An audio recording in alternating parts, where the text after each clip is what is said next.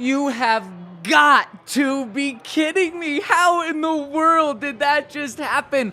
What?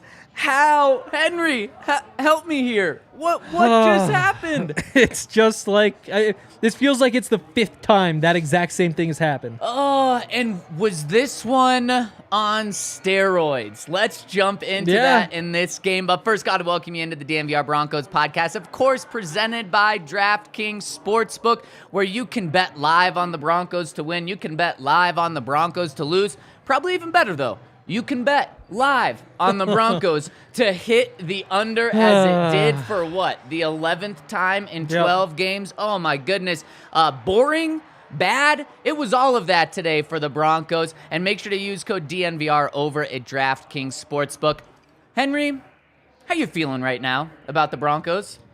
Because they led for 59 minutes and 29 seconds. They were either tied or ahead in this game. It's just crazy. Like, we're right here again. I mean, we both got tagged in it.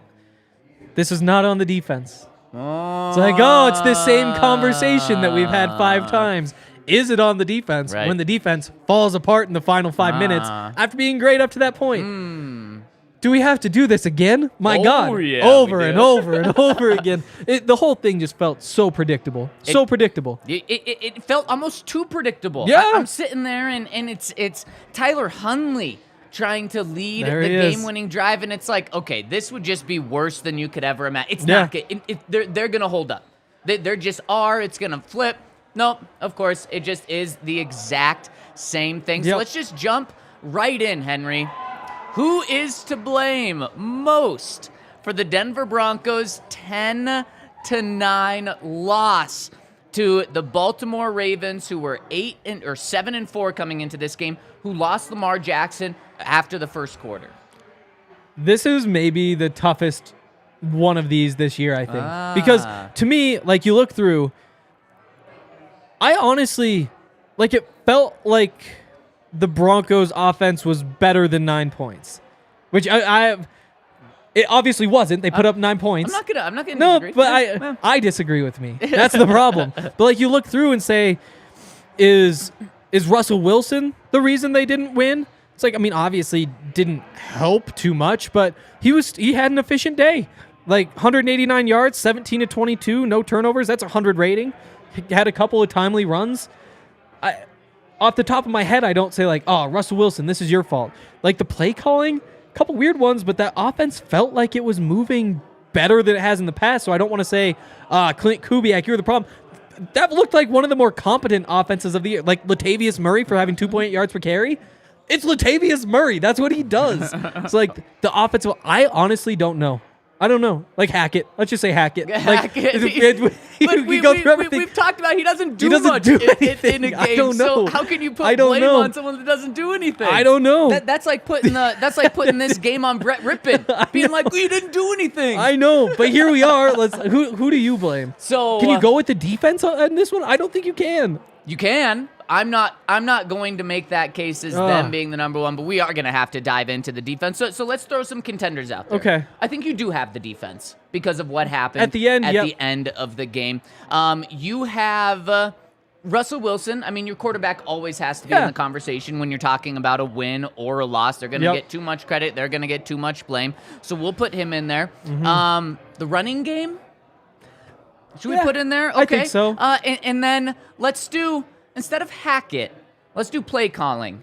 And maybe if we want to talk, I mean, do we want to put it all on Clint Kubiak, or do we want to say, as Nathaniel Hackett calls it, like the offensive system that they run? So maybe we'll do offensive system that they kind of had going on today. And to me, the running game was bad. I mean, 3.1 yards per carry, and that's including 2 Russell Wilson scrambles, which weren't designed. So really, you don't give too much credit to them for that. So you're looking at Latavius Murray running for 2.8 yards per carry, Mike Boone running for 3 yards per carry, Marlon Mack 1.5 yards per carry, and then Montrell Washington, his lone carry of the day, goes for -1 yards.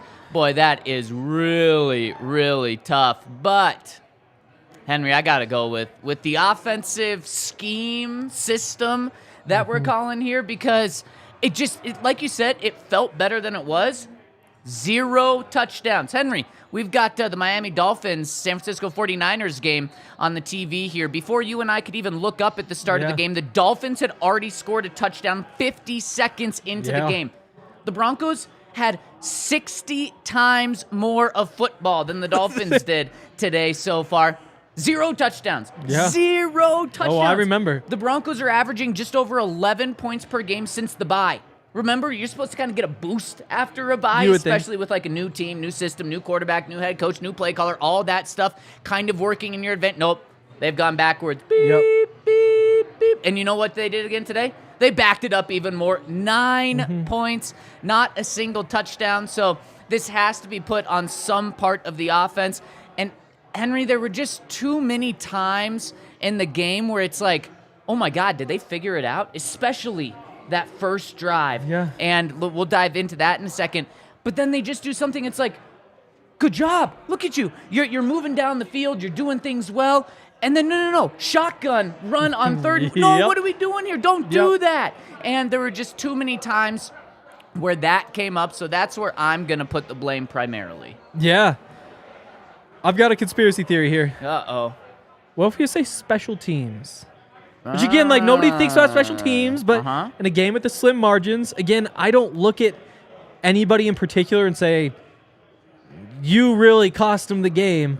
Like, it feels like everybody honestly was as good or better than they typically play. On offense? Or I think in general, I think even the defense. Maybe, like, Surtain is still down. He had the big mistake. There's a couple of those. Sure. But, I mean, Corliss Waitman, rough day. We don't need to dig too deeply into that one, but I wound up averaging 41 yards. That's solid. There was a 35-yarder in there, 39-yarder in there. These are like not inside the 20, not touchbacks, nothing like that. Those were ugly. The 62-yarder from McManus, can you really blame him for that? Like, I don't know. But it definitely doesn't help the special teams case. Montrell Washington, I mean, the kick returns, 2 returns, 26 yards. On kick returns. Yeah. That's an average of 13 yards per kick return. That's brutal. I mean, he catches one at like the 16 and gets it out to the 20. It's like, what? The special teams were bad. Yeah. And I think maybe that field position, there's an argument for, I don't know. The other tough part for me with all this is just that the standards are so low. Where it's like, Maybe it is Latavius Murray. Maybe Latavius Murray needs to do better than 47 yards on 17 carries. I can't ask that of him. I just can't. It's like maybe that's wrong of me, but I can't ask that of him. I mean, I completely agree with you. And especially, I mean, the standards are so low, especially for the offensive side of the ball. Yeah. We are judging Latavius Murray's effort, which it looked fantastic today. And we're like, damn, he's giving it his all. He's having a great game. Really seemed like he got everything there was there. Oh, great. 2.8 yards per carry. Obviously not all on him, but the offensive line is in that as well. And Henry, speaking of the low standards, we're talking about, well first, before we dive into that, so you're putting it on special teams. Why not? Sure. Why not? Special teams. So let's take out running game and go Russ, special teams, offensive system, and defense. Okay. So those are the 4. Let us know what you guys think. I'm curious. In the comment section. So let's start off about those standards. The first drive, and let's just kind of look at the offense today. The first drive, 11 plays, 49 yards. The Broncos get to Baltimore's 34-yard line and a field goal. And boy, did that feel like, oh my gosh, the Broncos have found their ways. Yep. They are the team now. They're getting all the energy and momentum, and man, they've figured it out. Henry, it was less than a 50-yard drive. They only got to the 34-yard. I mean, it was still over a 50-yard kick, but it felt great. It's felt like incredible. Points to start the game. It really did feel good. It's like, wow, they're moving, like converting third downs. Like there's the 3rd and short run. Yep. Dulcich had 27 yards on that drive, and you're like, oh, look, there it is. Russ hit him over the middle. Yep. He hit him over the middle. He did. He was 3 for 3 to Dulcich. Yep. Next couple drives, not great. Oh, man. And then it got back to just classic Broncos football. But you know what? At the end of the first quarter, Henry, the Broncos are up 3-0. So you're like, from an offensive perspective, you're like, okay. Yeah. That's not bad. And then you take a step back and you're like, no, that's 12 points terrible. Per game. It's terrible. awful. And I think you're right. I think we're just like so so beaten down with what the Broncos standards specifically on offense are right now, that this game in the moment felt better than it was. And then you take a step back, realize that they didn't get a touchdown, only 3 field goals, didn't have, they only had 1 drive with 10 or more plays, 2 drives with 6 or more plays on the day, because you're right, the next 2 drives after that, 3 and out, and the first quarter, where you have 1 drive for 49 yards, and then your other 2 drives combined for 14 yards. I mean, the offense just completely fell off a cliff, and I want to dive into the offense a little further on how they were able to have that success, because I think we saw something at first that looked really good. And that was they were going multiple tight ends, 2 or 3 tight ends, Russell Wilson under center, and Russ was working and cooking off the play action in the boot. Totally. And, obviously worked that first drive. Second drive, I think, was the one where he had, like, the rollout. I think it's Sutton right there, and he just puts the ball behind him. Like, that's a missed throw. And that would have been a first down. That changes everything. And really quick, speaking of that one, the margin of error, not only the standard so low, the margin of error is, like, razor thin. Yes. It's like, well, when that pass wasn't completed, then, of course, they weren't going to have an opportunity to ever pick up the first down and continue the drive. But I still tweeted after, the first drive works, the next 2 or 3 and outs. I think I tweeted after that third drive and said, hey, I like that they're going under center. I know it hasn't worked these last couple drives. You just got to stick with it, which is just an absurd thing to say. Right. Like, yes, for any other team, if that's what happens when there's going heavy through the first 3 drives, you're like, oh, time to change something up. Right. Time to say something new. Try something new. But from what we've seen, it's like, there's something there. Missed a throw, but I'm right there with you, Henry. Again, the standards are so low that I was thinking the exact same thing, because it feels like what we've seen in the past has been even worse than like 3 points per quarter, which is insane. But that first drive, there were 10 plays. They had 5 plays with 3 tight ends, 3 plays with 2 tight ends, and 70% of those plays were from under center. So they went all in on this, and this was part of the script that they had, and they said, this is how we're going to try to expose the Baltimore Ravens, and boy, it worked better than really anything else they did. And then, so what do? They come out, and they do it again so far, more plays than not when they had 2 or 3 tight ends on the field as opposed to 3 wide receivers, and Russell Wilson, again, in the first quarter, was under center 75% of his snaps, and love it. Again, 3 points, but you were winning at the time. And when you have a lead, you just want to, you can dictate then. Even if it's just 3-0, you don't have to chase. So stick with that. But then, Henry, after that, the Broncos just did nothing. And I mean, they had a 30-yard completion to Greg Dulcich at one point and then went nowhere after that, because then they just kind of got away from that setup and formation that they were dealing with.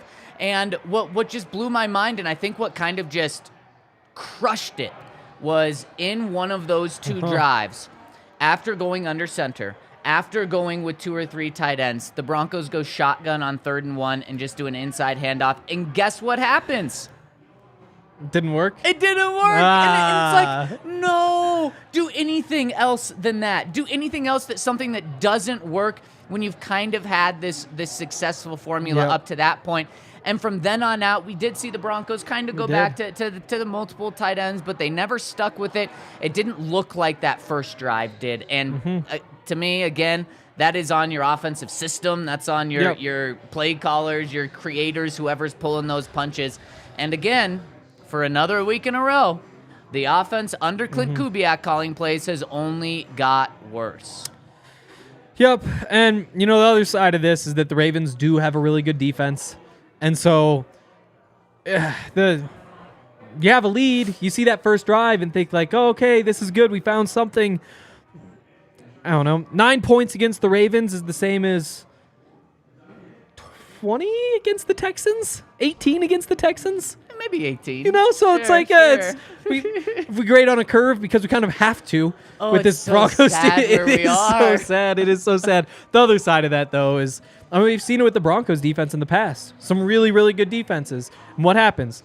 Give up a score on the first drive, feel out the other team, and then all of a sudden they clamp them down the rest of the way. Right. And after that first drive, that's the thought I had, where it's like, okay, you did it once.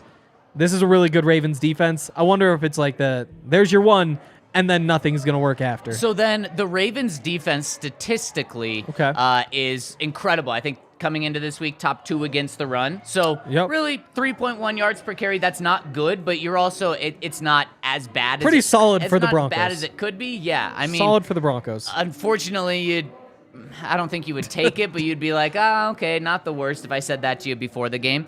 But their pass defense, they have a lot of talent, so I don't want to discredit them. But coming into this game, they were like a borderline bottom 10 pass defense in the NFL. So you could throw the ball on them, and the Broncos were efficient throwing the ball. Russ finished 17 of 22, 77% completion, which is amazing, but only 189 yards. So is it a little too easy just to look at Russ and say 77% completion? He was efficient. He did what he needed to do, despite going up against. That was where you were going to win this game. We talked about it last week. Russ needs to put the team on his shoulders. Only 186 yards through the air. Yep. And is that a good number? No. Yeah. But is that a better number than the rushing yards? 88 yards? I don't really know. It's kind of, again, it goes like even. Like, who do you blame? Like, what is worse? I don't really know. Yeah. I will say, 8.6 yards per attempt for Russell. That's a good number. Yeah. That's an efficient day. Yeah. Now, the thing about efficiency is that it doesn't, it's like 3-point shooters, where there's Luka Doncic, who shoots like 36% from 3, but that's because he takes 9 a game and half of them are just really dumb, but he makes enough that the 3-point percentage is like, oh yeah, pretty good. Right. Or there's some where it's like, oh, DeAndre Jordan, oh, he went 1 for 2 last season, 50% because he so it's the efficiency is worth something. I will say, in Russ's credit, he doesn't get to pick how often he throws. That's on play calling, not saying, hey, look, this is working. Let's get after it. They were balanced. Russ dropped back 24 times, including 2 sacks, and they ran the ball 28 times. Wow. And, you think about those passes, there would have been, I guess there was a run on that last drive too, though. So was it 2 passes, 1 run on the last drive? Because sometimes the garbage time stuff you just kind of have to throw out. So. But still, the balance was absolutely still balanced. There. Yeah. Still very balanced. And you also can't blame a coach for saying, we have a 9-3 lead for a quarter and a half. Yes, you need to go score more points, but also there's another side of you that has to think they've got their backup quarterback. We, in the past 3 months, have not been able to score more points. Let's see if we can get the run game working, work off of it. In hindsight, you make a bunch of changes. There's more bootlegs, more of that sort of stuff. But I don't know. So part of me just thinks like, Clint Kubiak, you want more out of him. What was the ceiling for this game? If he calls a perfect game, can he get this team to 30 points? I don't think so. No, but I don't know. You'd hope 11. Because 11 would have freaking won them this game, which is so crazy. And Henry, when you're talking about all of that, I'm reminded back to the great Mile High Joe Flacco. After the Broncos fall to 3-6 and a loss to the Indianapolis Colts a couple years ago when Joe was the quarterback, he says, we're a 3-6 football team. What are we doing here trying to be conservative, not trying to win the game, but instead just try to keep a lead? What are we doing here? And that is how I felt in this game. And that can be on Nathaniel Hackett. That can be on Jerry Rosburg, who John Harbaugh talked about so highly of last week. That can be on them because there were a couple of times where the Broncos faced a 4th and 1 and in the 3rd and 4th quarter, and they could have gone for it to be aggressive and around midfield. We're not talking reckless, like back at their own 20, and they decided not to. They decided to punt and say, we trust this defense. And I think that's absolutely foolish because we've seen it time and time again. And I want to get into this defense, Henry, because they held the team to 3 points for 59.5 minutes. That's amazing. They held the team to 10 points in an entire game. That is amazing. But they, once again, broke down. Let's talk about it after I tell you about our friends over Breckenridge Brew. We got a lot of people here at the bar drinking some Breck brews, and if you want to get yourself some, come down here. We're open for many more football games through the rest of the day, and of course, You can check out Breckenridge Beer's Breck Finder, Brew Finder over at breckbrew.com, where you can see if you're in Denver, where a liquor store you can pick it up, a restaurant where you can get it, or if you're outside of Denver and Colorado, you can go there and they will show you not just what Breck brews they have, but exactly what beers you can get at certain locations. So check them out. They're the official partner of DNVR. And of course, make sure to get the Christmas Ale mini keg. It's a perfect thing for holidays or maybe Sunday Night Football tonight. So check them out, breckbrew.com. Yes, and also go get insured. There's a great way to do that, and that is Denver Health Medical. Right now, they have open enrollment. You can sign up between November 1st and January 15th. If you enroll in the next 2-ish weeks, by December 15th, your coverage will begin on January 1st. This is obviously a local company. They have 10 family health centers in the Denver area. They have a main hospital with the outpatient medical center at Denver Health. So many perks with this these plans. Adult dental, adult vision, mental health care, all sorts of stuff that just come along with your regular copay. Go online to denverhealthmedicalplan.org or call 303-602-4912 to sign up. And when you're online, how about you check us out over at thednvr.com. We are cranking out content on all beats, but I can represent us. I can talk for us. Broncos beat, you get all the news you need over at thednvr.com. And the great thing is, it's free. It is. Most, if not all, of the articles that we post are open and free to the public. So make sure to check us out at thednvr.com. Make sure that's a place that you're just continually checking the news. We, of course, post it all on Twitter as well. So make sure you're following us and DNVR_Broncos on Twitter. And, of course, become a diehard with us. When you're over there at thednvr.com, you're going to get access to our Discord. You're going to get exclusive access to leave comments on this podcast, which we read many times a week. So check us out. And then, of course, exclusive merch. You get a discount over at the DNVR locker, and dropped a CU shirt, a couple of CU shirts and hoodies yesterday. And if you are a diehard, you get a discount on that. So make sure to check out everything we've got going on, especially if you're a CU football fan. Look at that one. I mean, that the one on the right, and it kills me to say that a CU thing looks good, but I mean, come on, look at that. Wow. Eric Weedham, a CSU grad, designed an awesome CU shirt for Coach Prime being in town. So check out everything over at thednvr.com. Okay, Henry, the defense. When you look at it just on paper, of course this isn't their fault. What are you doing talking about how the defense let the team down again this week? They're still one of the best defenses in the NFL. 10 points to the Baltimore Ravens. Yep.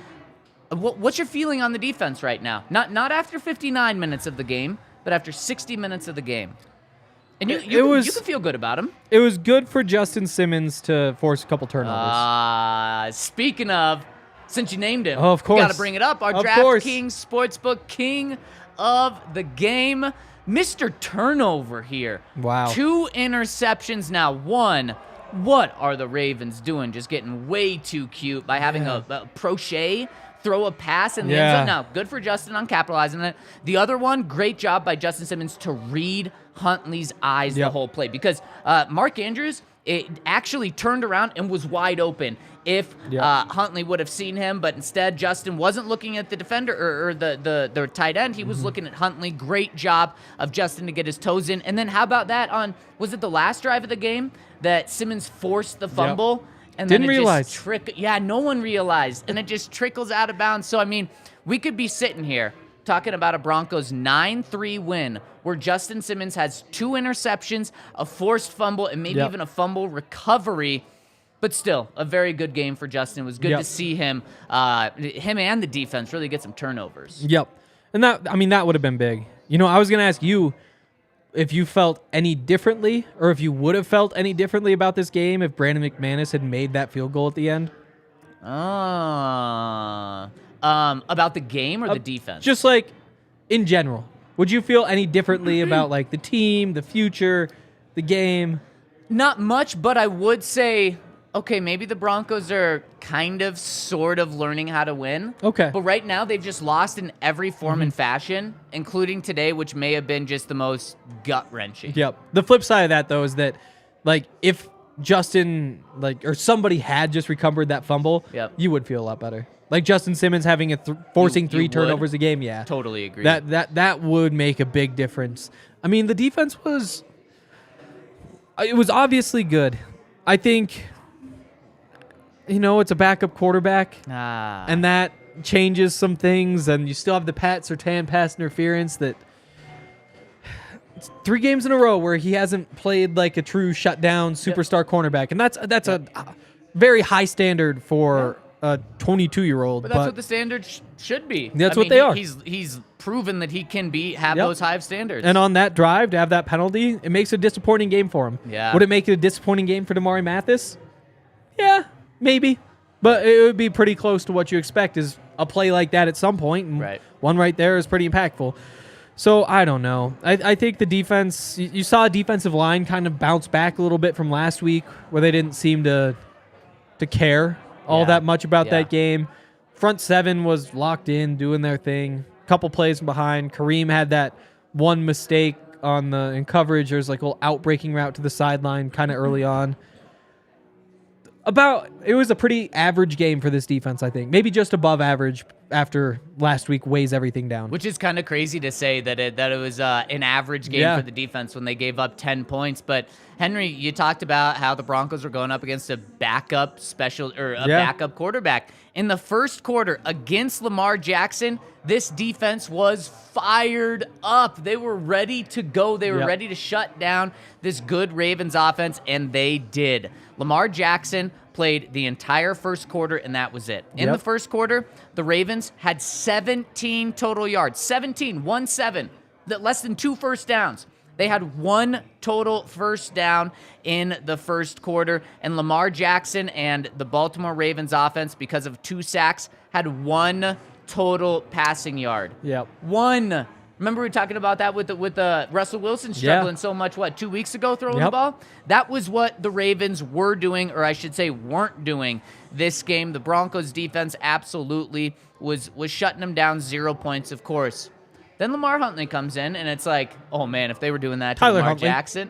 What'd I say, Lamar Huntley? Yeah. Tyler Huntley comes in. Yeah, exactly. And like you said, he looked like a little dulled-down version of Lamar. Exactly. But he looked better than Lamar was looking. So then you kind of take a step back and say, well, was Lamar took kind of just 2 hits and one of them knocked him out? Was he just that injured in the first quarter? If you kind of want to start picking more holes on the defense, but you don't have to do that. In the second, third, and fourth quarter, the Ravens had about 250 yards of offense, which isn't bad from the Broncos defense. But when you consider a backup quarterback coming in and doing that against you, especially with the way the fourth quarter went, I think you're kind of right. Okay, you held the backup to 10 points, but when it mattered the most, they didn't come up again. Again, Henry, and they had so many opportunities. You mentioned probably the biggest play in terms of yards was the Mark Andrews pass interference on Pat Surtain, but it was just a methodical, rip your gut out drive. But that the Ravens, it was, and that's a drive that good defenses aren't supposed to allow, regardless of the end of a game. But even in the second quarter, you should not be allowing a 16-play, 91-yard drive at any point if you're a great defense, specifically at the end of the game. Think about that. 16 plays. It's a lot. That is incredible. With the backup quarterback, the rush wasn't bad, but it just never got there when it seemed like it could have to end the game. There was a 4th down conversion late in the red zone that the defense wasn't able to stop. There were just so many times where the Broncos almost had them, but then didn't. And the fact that the special teams actually came up clutch leading into that drive, pinned them at the 9. Probably Waitman's best punt and execution all game. Yep. And they're able to go 91 yards. Not just go 91 yards, but really suck the clock out too. I mean, they played that drive as perfect as you could. Yeah, no, that was the Ravens did, I should say. Yeah, that was pretty crazy. And the Broncos still had that chance the end. And again, it looked pretty good. The offense actually did. After that, it looked nice. The offense did their job in those, what was it? Wasn't it 31? It was 28 seconds left. Yeah. The Broncos did their job. Yep. On an offensive standpoint. Russ, to his credit, did his job. They ran it all the way down to 2 seconds left. Even at the end, when they went from 8 seconds to 2 seconds, Russ was still able to pick up a couple of more yards. And then 63-yarder. Should you expect Brandon McManus to hit that? No. I mean, before the season, I would have said, like, maybe. Okay. Right now, no. I mean, he doesn't do that anymore. I mean, he wasn't close. It was way short. It was way short. It was like, it looked like it was a 72-yarder with how short he was. Yeah. That was probably 10 yards-ish short. That means it wouldn't have even, and maybe he would have kicked it differently, but it means he wouldn't have even made it from 55. I mean, we're talking about, like, that had to be a 52-yarder. Yeah. And so I give the Broncos offense credit there for going 37 yards in 28 seconds with only 3 timeouts. So, but when we talk about the reason the Broncos offense is in that position is 2 things. One, obviously the offense was just atrocious leading up to that point, but the defense just once again fell apart at the end. It's just painful. And I think the brightest spot for the defense, I guess that's Simmons with the 2 picks. Other than that, they did get that pass rush going again finally. And it took blitzes and that sort of thing, but the pass rush looked as good as it has since Bradley Chubb left. It's tough to get home against Lamar Jackson and Tyler Huntley, and that could have been more sacks. There's a little bright spot. It's just, I don't know. I mean, 4 sacks, though, I would have taken that coming into today. Just like you're saying, those are guys that are hard to take down. They get 2 sacks on Lamar in the first quarter, 2 sacks on Huntley in the second, third, and fourth. Just they weren't able to close out. And speaking of, it wasn't obviously all bad because the Broncos defense did hold them to 10 points. The Broncos defense did hold the Ravens to 285 yards. You should win with that. Again, though, we see Alex Singleton and Josie Jewell just shine again. Yep. Have you seen their stats, Henry? No. Don't look. I just You did. Okay, Yep. you just saw. Incredible. Both of them are just around the ball the entire game. Yeah. And it turns out that was the case. They each had 17 tackles. 17 tackles is insane. It's unbelievable. That doesn't happen very often. And that was one of the main reasons why at the end of the game, you look, Lamar Jackson has 9 rushing yards now, was on 1 carry, and Huntley has 41. If I would have told you that Lamar Jackson has 50 or fewer rushing yards, you probably would have taken it. And that's exactly what those quarterbacks combined for, 50 rushing yards. And then the rest of the team, I mean, you had Drake rush for only 29 yards, Edwards for 12 yards, and I think a big credit to those Broncos linebackers for bottling them up most of the game. Definitely.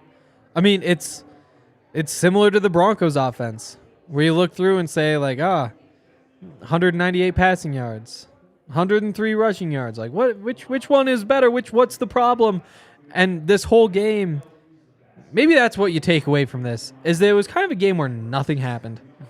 It's like it's all just like the bare minimum, like the most vanilla stats you can find. Nothing really jumps out. It's all pretty balanced. I mean, the 2 picks for the Ravens, it's like, yeah, I guess maybe the rushing game is better. At the same time, one of those was a receiver throwing the ball. So do we really count that one? Right. That was Harbaugh, whoever is calling that shot, just being way too cute. Yeah. Yeah, like it's rare I don't like those calls. You just have to throw that one away. Yeah. You know, you just throw it away, and it would have been just fine. I said on the watch-along that they should have had that other quarterback, or that other wide receiver throw it instead, that Lamar Jackson. Pretty good, right? Pretty good. They do like having those receivers throw. There's a throwback to the combine. But, yeah, I mean, none of it matters. I was talking about this on the watch-along as well, where there were a lot of fan bases, probably 20, maybe 20 fan bases, maybe more, who woke up this morning and said, oh, this is a big game. You know, we're fighting for the division, fighting for the 1 seed, fighting to get into the playoffs. We can get back to 500, have a chance at the playoffs. It's just been a month of games like this where maybe early on you could say there's something there, but it's the same thing. It's just the exact same thing where The offense doesn't do enough. The defense keeps them in the game. Does the defense keep them in the game because the other team doesn't feel like they need to press that much? Because why would they? Because it didn't feel like the Broncos were going to get to double digits, and they didn't. Yep. It's just the same thing over and over and over. And, I mean, honestly, hopefully that's the case next week. Right. It might be a lot worse. Yeah, we would be, and so I want to ask you a question as we kind of wrap up this game. Yep. We talked about before this game started, would a cover be considered a win? Would it be a nice little moral victory? Well, Henry, they did cover. They did. Mean, they came as close to covering without winning as you can get. Sure did. Does it feel good? Is it a moral victory? No, this doesn't feel good. Of course it doesn't feel good. I will say, I mean, with it being another close loss, you can still stick to that conspiracy theory or whatever you want to call it, that, like, if they just not taking those days off in camp. If the offense would have gotten 5 drives in the preseason just to work things through, if they were 5 drives further ahead in this process, where would they be right now? Because there have been so many of these games where it's like, if they were just a tiny bit better, I mean, if they could have picked up 10 more yards at the end, or if they had scored whatever else, there are so many different ways they could get that one extra point, be just a little bit better. And that's how this whole season has gone, starting with week 1, where they give the ball to the running backs fumble. They fumble at the 1-yard line twice against the Seahawks. It's like, what happens if either one of them just had been tackled more than 0 times in the 8 months leading up to that game? They'd just be a little bit more better equipped to hold on to the ball in that situation. It's possible. Could anything else have broken that way? You just go through those games. If they were just 5 drives offensively better, further ahead in this process, where would they be? Maybe it doesn't make a difference. Maybe it's the difference between 3-9 and 7 wins. 8 wins, probably not, but it's... Yeah. Here we are, and just a little bit short. And unfortunately, they've just been a little bit short so many times that it just tells me they're a bad team. Bad football team, and that's the reality of where the Broncos are right now. 3-9. And you know what this game locked in, Henry? Top 10 pick? Another losing season. And probably a top 10 pick We're getting close. But another losing season. Remember when losing seasons were a big deal back here? Oh, yeah. In 2017, it was the first losing season in a while. 2018, it was the first time they had back-to-back losing seasons in like nearly 50 years. Now, that's just the norm, and that's what sucks is the Broncos aren't this team that is, competing for Super Bowls year in and year out. No, that's dropped. It's not like it's dropped where they're competing for playoffs year in. No, they're not even competing. They're competing to just not be losers year in and year out, and they've been only losers for the past, what are we now? Where the Broncos are guaranteed to have a losing season in 17, 18, 19, 20, 21, 22. That's 5 straight seasons. And at one point, it was a big deal when it was back-to-back. Yeah.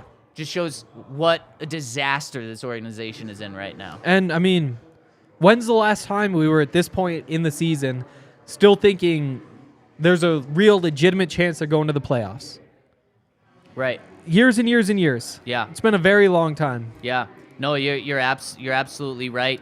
And so the Broncos, what sucks about it even more is you can't sit here and say, well, at least their draft pick for the next year's draft in the first round got better, because that's going to Seattle. And I know there's some Seattle Seahawks fans in here thanking the Broncos for that.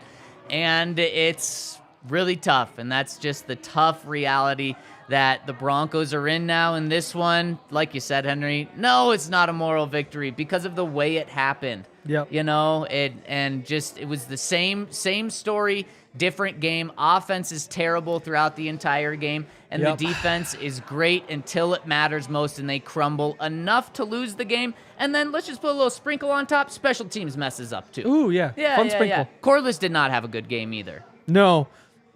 Do you think he's vindicated at all by Brandon McManus missing that field goal so short? Like, his punts are coming in short. It's like the wind, it's the environment. Does that bail him out at all? It probably should, but it won't. But yeah, maybe. Exactly. Exactly. Or McManus will use that in the opposite and be like, Corliss wasn't able to kick it far, so I wasn't That's either. what's going to happen. But if that's the case and you knew there was no shot, then Hail Mary? you should have done the Hail Mary. If you knew there was no shot. Without Cortland Sutton. I'm curious tomorrow. potentially ask Hackett on that. Like, what was McManus's range? Because they always know going into a game at that specific field with those conditions. I can't imagine it was 63 yards just because of how short he was. Yep. So Dulcich was fun. Greg Dulcich was there fun. We go. You know what? You want to throw out some positive players super quick? Because I think Greg Dulcich deserves that. Dulcich was definitely one of them. Noticed Damari a couple of times. He's probably doesn't deserve to be this high on the list, but he popped a couple times. Had a few good tackles as well. Jerry Jeudy comes in his first game back Definitely. In a couple of weeks and goes out, catches all 4 passes thrown his way for 65 yards, including one that looked like it was going to be overturned, but it wasn't. Yep. Mentioned the linebackers. Josie had that one play, the pressure on the third down, I think on the first drive, where he just blew up the running back. That was great. Barron got a sack. Yeah, the defensive lineman. Ooh, Deshaun Williams. Deshaun Williams. First 2 sacks of the season. What did you think of after Prochet threw the interception, him just kind of guiding him off the field, showing him where his bench was? I love that. I love it. I love it. Now you got to toe the line. As long as you don't get the penalty. Exactly. As soon as there's a penalty, you're an idiot. But as long as there's no penalty, I love it. Who got the boneheaded penalty near the end of the game? The late hit. It was yes, it was. Or was it helmet to helmet? It was Singleton. Yeah. Maybe I gotta take back the praise I had from earlier. You can ball out all game, but That's one such a of big those, one. and I mean, it was a penalty. He just nailed him right in the head. You can't do that. The Broncos also had another boneheaded mistake in the first half. I can't remember what it was though. But it's like the Broncos. What did they? They finished the game. How many penalties? Is there here? a delay game? There was it a false start, Russ? There was. Russ had a false start, which was brutal. Yeah. And early in the third quarter, instead of taking a delay of game, which one you shouldn't have. By the way, Noah Fant just scored a touchdown. So that sucks in that trade. And there was in the third quarter, almost a delay of game, but instead they call a timeout. 1, you should never be in a delay of game situation. 2, take the 5 yards because you know how nice it would have been on that last drive to have another timeout. Very nice. You can take those timeouts in the first half. You can't do it in the second half, though. You just can't. And in the game, the Broncos they finished with 4 penalties for 48 yards. Incredible for them. Incredible for them. Unfortunately, they weren't just like, ones that didn't matter. 3, if not all 4 of them had big-time impacts, and that's just the Denver Broncos. It's like when they do some things great, like on defense today, holding a team to 10 points, they fail when it matters the most. Same with penalties, same with offense, same with special teams. That's why it's easy to say, like, was it Russ? Was it Latavius? Was it the play calling? It's like, maybe it's just Hackett. Maybe it's one where you say, like, everything seemed to go wrong. Who do you blame for just, like, everything going wrong or like bad things? It's like, hey coach, just go up the food chain way up to the very top. Why stop there? Let's keep going. Could be George Payton. Could be George Payton. Yeah. And I know we're going to be diving into that this week. So you want to make sure to stay tuned to thednvr.com. Also, stay tuned to this podcast. If you're watching on YouTube form, hit us with a thumbs up. We'd really appreciate it. Can't tell you how much that helps us out and how much we appreciate it. And just because you hit us with a thumbs up does not mean that you're supporting another Broncos loss. Just means that you're supporting us. And if you're listening on iTunes, Spotify, anywhere that it's a podcast form, hit us with a 5-star review. We would really appreciate it. And let's get to the comment section. But first, got to tell you about our friends over at DraftKings Sportsbook. I know a couple of us were doing some live bets during the Broncos game over at DraftKings Sportsbook. Did it work out for you, Henry? You don't have to reveal what you did, but I feel like I should. It's a good one. So I bet on the Ravens at like plus 460 to win. Dare you. On that final drive? No, it was right before that, right around there. Broncos might still right around there. Okay. Plus 460. Cashed out would have been cashed out around like plus 300. Okay. No, it was even more than that. That's because great. it was toward the end. Took about half the winnings, put it on the Broncos to win before their final drive at plus 2,000, 20-1 odds. Would have been a massive payday if that field goal had gone in, which it looked like it was going to for a bit. Yep. Luckily, I still came out. My profit was double, so I guess 2 units ahead. I finished 2 units ahead. There we go. And I came out, I was not as in depth as you were, but I came Yep. out a unit ahead, and that's just one of the things I love about DraftKings Sportsbook is the live betting, and you can do that. You can even do it with free money, and here's how to get free money. If you're a new user and you go over to DraftKings Sportsbook, you place a $5 bet on any NFL team to win, and that team simply wins, you get $150 Yep. free dollars in your account, which you can use on any game at any sport as well, and get in on that because it's a great way to start building your account. So check them out. Download the top-rated DraftKings Sportsbook app now and use promo code DNVR when you sign up. That's promo code DNVR over at DraftKings Sportsbook. And, of course, see our show notes for details. And one more thing, we had a great commenter point out, over 400 people listening live right now and only 36 likes. Hit us with the thumbs up, please. And when you're done hitting us with a thumbs up, head on over to AmericanRaptors.com. Get yourself some tickets to a rugby match out in Glendale, which is actually called Rugby Town USA. It's called that because that's where the U.S. national team plays and trains and all that sort of stuff. The American Raptors take athletes from other sports, teach them how to play rugby, try to get them onto that national team, which trains at the same facilities. It's a really cool program they've got going out there. Tickets are free, so you can go online and claim them. You can also, obviously follow along with the team. You can watch the games on the website, but also make sure you're following along with Colton Strickler, DNVR Rugby. A lot of great stuff over there. Check it out. Bada bing, bada boom. Let's hop into the comment section, talk to the people.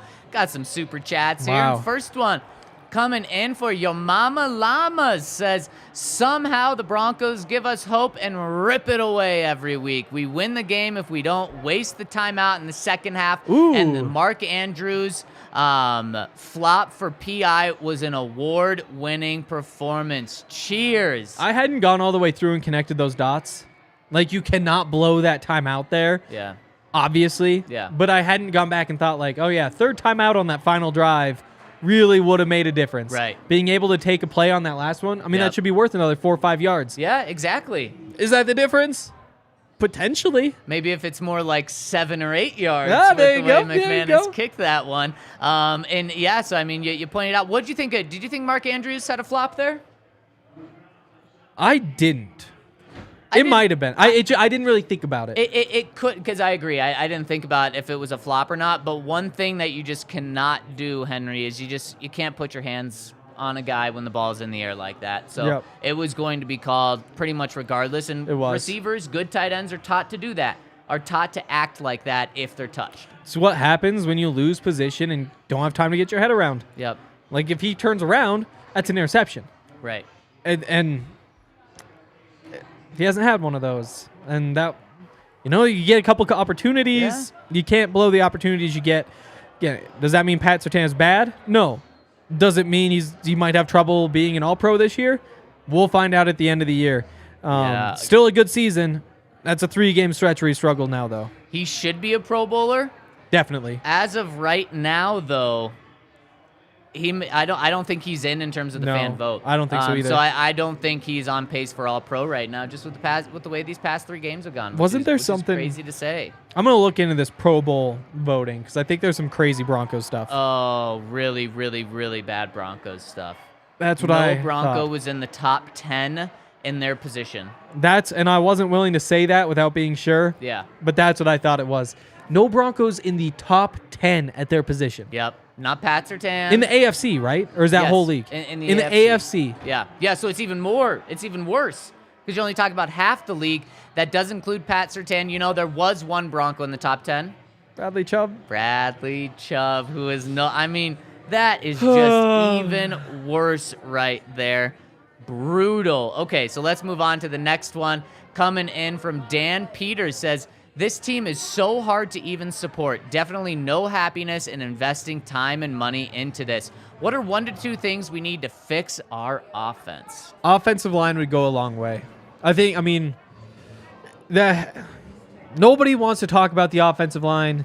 It sounds crazy when you say that the offensive line is like the most important part of the team. It's pretty close to it, though.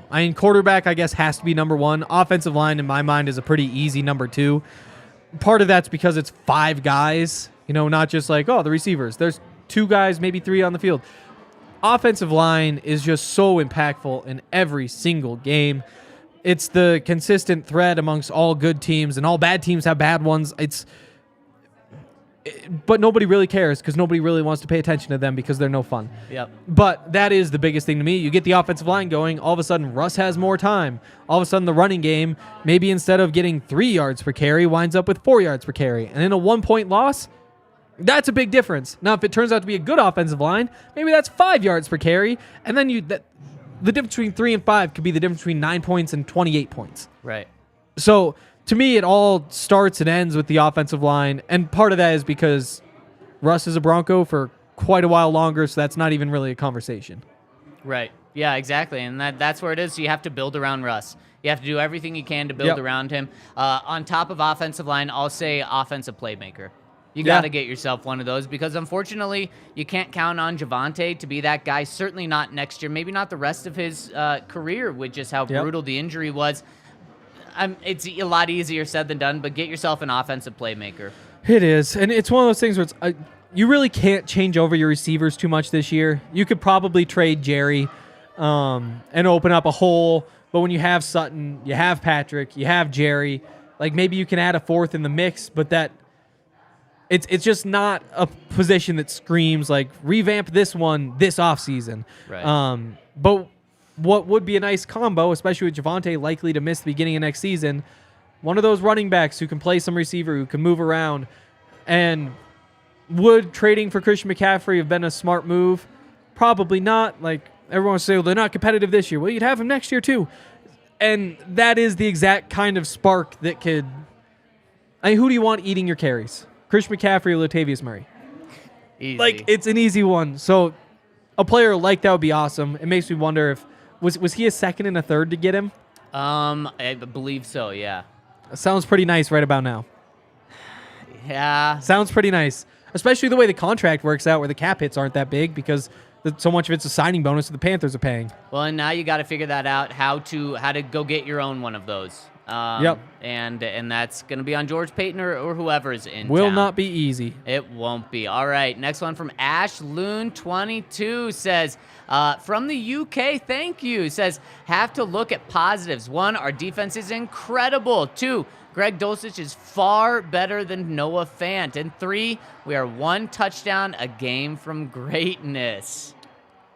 Not wrong. I mean, 1 touchdown, 1 more touchdown would be 16 points. 16 points is that troll number that's just garbage. Yeah. And the Broncos were a touchdown shy of that, Henry. Yes. Just to put into perspective how bad today was from the offensive end. Yeah.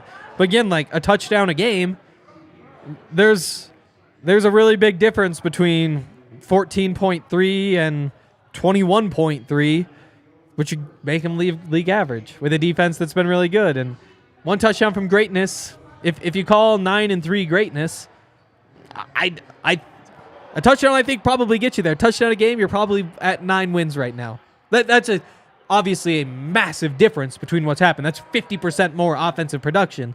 So it's not.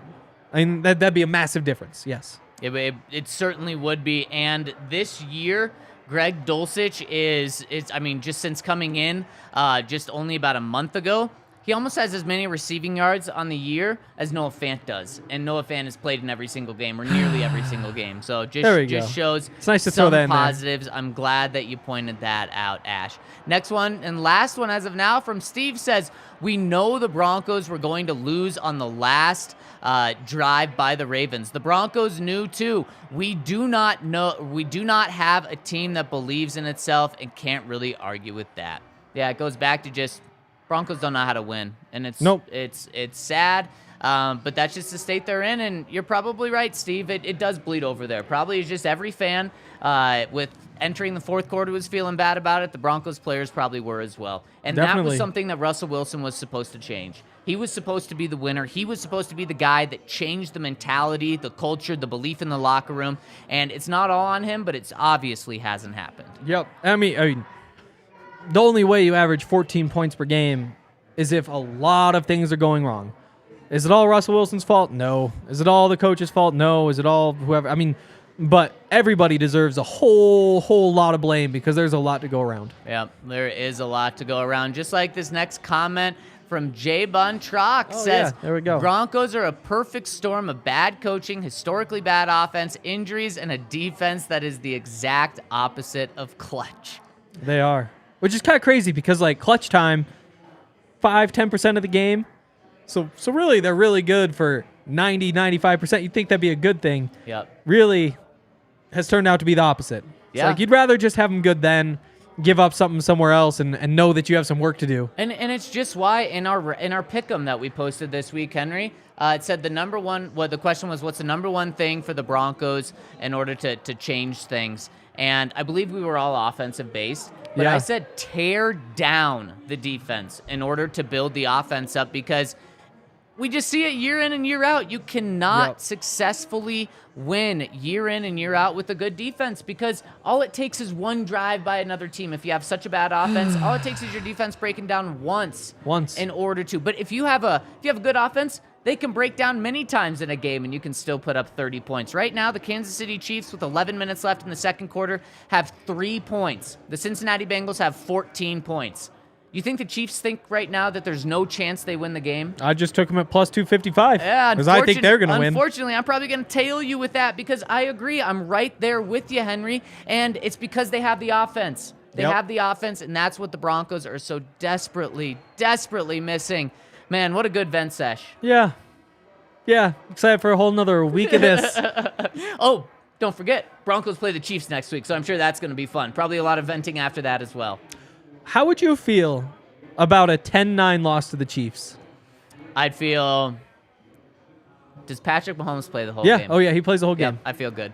I think that's a win. That would be a moral victory. That's a win. For sure. Whereas today just doesn't feel like that. No, it does not. And speaking of, the Chiefs are starting to get some momentum on their side. Sure are. So we'll see if the Chiefs are entering this game as the lone number one seed in the AFC, or if they'll be tied with the Bills. We've got so much Broncos talk to come. Yep. Make sure to tune in tomorrow. We're going to be going live right around noon, so make sure to turn on alerts, subscribe to the YouTube page, hit us with the thumbs up on your way out. We really appreciate everyone tuning in with us today. Thank you so much, especially after a loss. We're all in this together as the Broncos fall to 3-9, and we will see you tomorrow. Have a great rest of your weekend.